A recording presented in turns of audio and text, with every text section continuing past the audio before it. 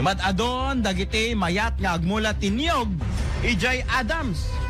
Mamuitik coconut adot papanan na ya. Inte man pa lang amoy apo dati nadakamat ani point sakbay nga mapan ka digiti badjaw. Kalpasan ka digitoy intayo kini Idol Dennis pa lang. IFM News. IFM News. Lokal. Idol Dance, go ahead. Maragsakan ti gobyerno lokal ti Adam Ilocos Norte kabutong adon dagiti mayat nga agmula iti nyog. Kalpasan dato iti panagturong ti PCA iti ilay nga kalabes nga napan ng bayad dagiti nakasagaran nga may mula nga nyog akaliti muna nga nagkumit iti napan nagmula iti nyog.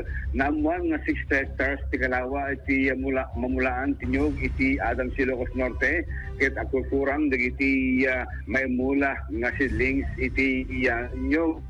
Nabitigas tayo iti sa nakamakam iti first batch Idol Bernard iti sumurong batch taon iti pakakomodaran iti Philippine Coconut Authority iti indap panag mula iti nyog maragsakan dagiti coconut farmers iti Adams gabuta awanton di problema iti marketing ta mismo nga iti PCA iti aggatang iti bunga na isu dapat iti mangitad iti paggatang iti may mula nga nyog para pelang sa iti programa iti Philippine Coconut Authority nga panagmula iti nyog babayan suportar iti Malacanang dagiti mapartuat nga produkto nga nyog iti Adam Ilocos Norte ket mousar iti panakaramid iti virgin coconut oil iti pagudpod Ilocos Norte nga target nga ito nga tawan ket ado dagiti mapartuat nga produkto nga gapo manipot ti agkaro bang ili ti Adams kendi pagudpod Ilocos Norte kariti met agmula ti nyog magkumandalaing ti PCA no iti gobyerno lokal iti ili ti Adams Ilocos